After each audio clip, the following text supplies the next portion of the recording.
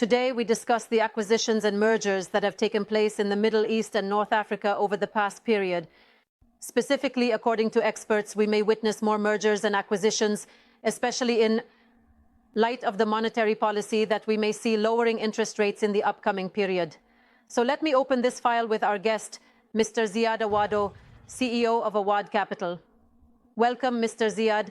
Let's talk today about the total acquisitions we are witnessing in the region, and if we compare it to the past period, how do we see today's trends towards these mergers and acquisitions among companies in the region?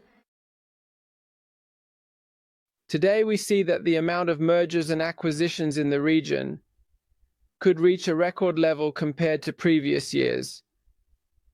Between 2020 and 2023, the level was approximately the same, around $85 or $86 billion, but in the first 9 months of 2024, we saw $71 billion, and there is an expectation that by the end of the year, God willing, we will be talking about a record level of $90 billion in the new year. Mr. Ziad, in your opinion today, we listened to experts, especially after the Federal Reserve's first cut in September. After the second cut, opinions and expectations have shifted towards the possibility of witnessing more acquisitions in light of the decrease in interest rates. In your opinion, to what extent will this be the upcoming trend for companies in the region? Of course, there is an expectation of an increase in mergers and acquisitions not only in the region but globally, especially in the United States. This is due not only to the decrease in interest rates, but also to the reduction of regulations on acquisitions and mergers. In the region, the interest rate cut helps, and we also see good strength in financial markets and IPOs, all of which encourage mergers and acquisitions. Mr. Ziad, in your opinion, which sectors do you think companies might focus on for mergers? Are there expectations today, according to think tanks or your predictions, that we might see certain sectors experiencing more acquisitions compared to others or different companies? Yes, we see good activity in most sectors, but among the sectors that have the most appetite are the technology and media sectors, as well as the infrastructure and energy sectors. Do you expect that the region, as we have seen, might have foreign investment flows more broadly compared to global markets?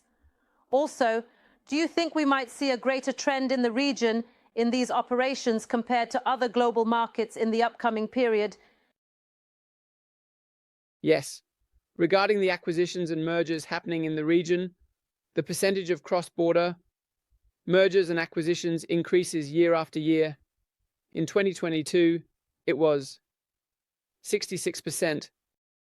In 2023, it was 72%, and this year, 2024, it is 73%. The mergers and acquisitions across borders are increasing year after year.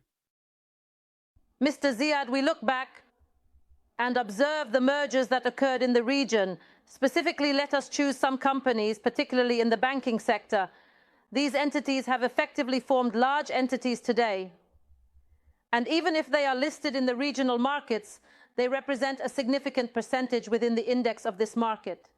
To what extent is the formation of these entities today important for these mergers and during the process of mergers and acquisitions between companies? The merger between large banks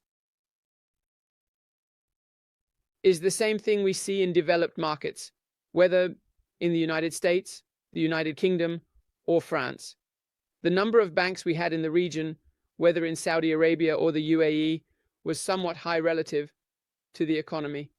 This activity we observed in the merger of these large banks is a natural activity and in the interest of the market, the health of the banks, and even in the interest of investors and citizens.